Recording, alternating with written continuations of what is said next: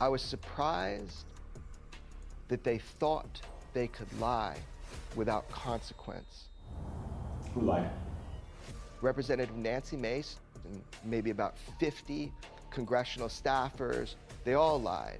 This is absolutely insane, right? Because obviously we've had a lot of UFO disclosure. Everyone's been absolutely hyped about the congressional hearings that have taken place regarding the UAP topic with, you know, Representative Nancy Mace that just took place and, you know, all of the rest of it. And it was huge this time around. Lou Elizondo, of course, was one of the lead guys that, you know, got questioned and stuff like this. And everyone seems to take the side of the congressional hearings. But Jeremy Corbell has since come forward and has stated, quote unquote, I'm surprised that they thought they could lie without the consequences. The interviewer asked who lied, and he states specifically Nancy Mace and all of the basically the congression and the congresses that came together to talk about it. It's absolutely crazy. But before we get into that, we've had some stuff about Lou Elizondo come out, and he's come out in a little podcasty clip to talk about the Jake Barber, who's going to be obviously the whistleblower who's going to be coming forward on Saturday, so tomorrow at the time of me recording this video,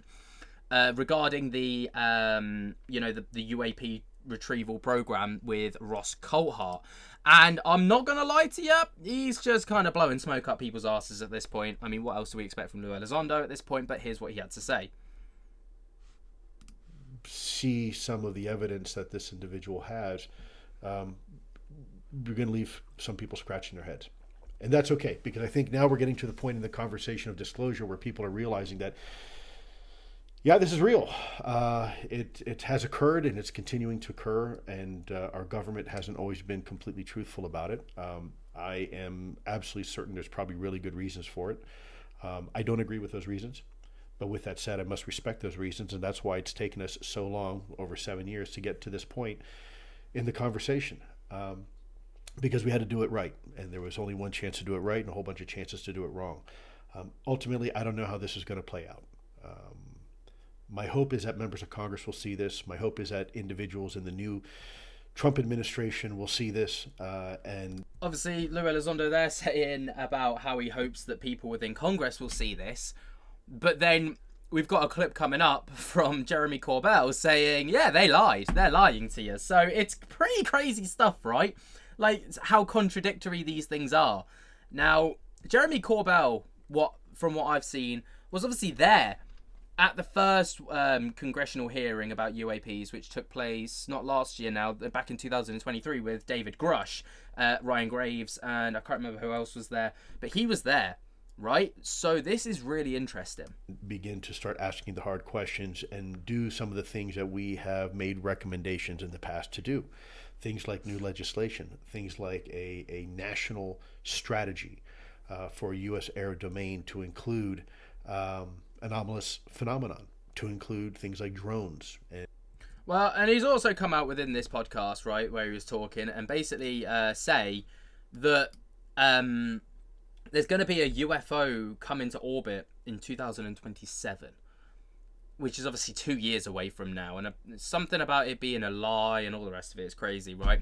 But let's get into the nitty gritty. So Jeremy Corbell, again, he's like every other figure within the UFO space. Some people swear by him and call him the most legit man on the planet. Some people say that he's full of shit. People say the exact same about Lou Elizondo. People say the exact same about David Grush. People say the exact same about Stephen Greer. I feel like it doesn't really matter at this point who you are. Like, you're just gonna get called out eventually for, like, you're gonna have this whole like love-hate situation. Now, this really piqued my interest because obviously the congressional hearings were supposed to be like these like monumental moments. They were supposed to be huge. And Congress were going to be the people that kind of really led and spearheaded disclosure. But now, we've got Jeremy Corbell coming out and saying pretty much the exact opposite in this. What?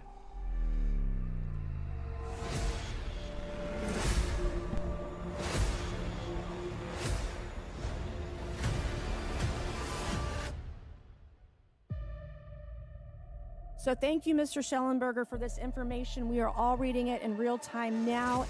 12 pages about this unacknowledged special access program that your government says does not exist. What went through my head when I heard that? About 1,000 things. I was surprised that they thought they could lie without consequence. Who lied? Representative Nancy Mace and maybe about 50 congressional staffers, they all lied. Committee staff asked me to go ahead, and I will do it, enter into the congressional record this 12-page document that Michael Schellenberger brought today that describes the Immaculate Constellation government program.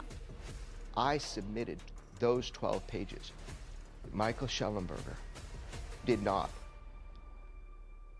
It is immeasurably dangerous that they lied about this.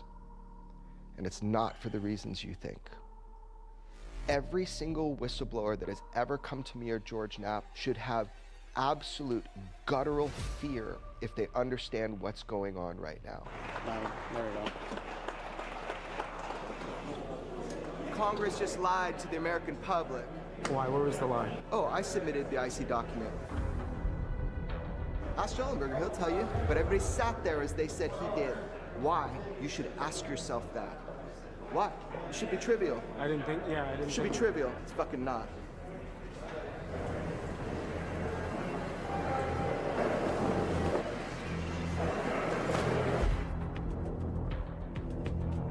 Nancy Mace lied. Nancy Mace said Schellenberger gave her an 11-page report on Immaculate Constellation from a whistleblower, okay? That was a lie, and she knew it. She was told 3 times. You notice how Burchett and Luna kept going up to her? They know I submitted the entire document. The Schellenberger never had it, and Schellenberger did admit that standing up after, and I did say to him, they lied, and you know they lied. I submitted the report, you didn't, is that right? He said, it was confusing. I go, no, it wasn't confusing. They lied, and you didn't correct them. Why would they lie? That's the question everybody should be asking on something that appears so trivial. Why would they erase my name? I'm the only person on planet Earth that was given that document.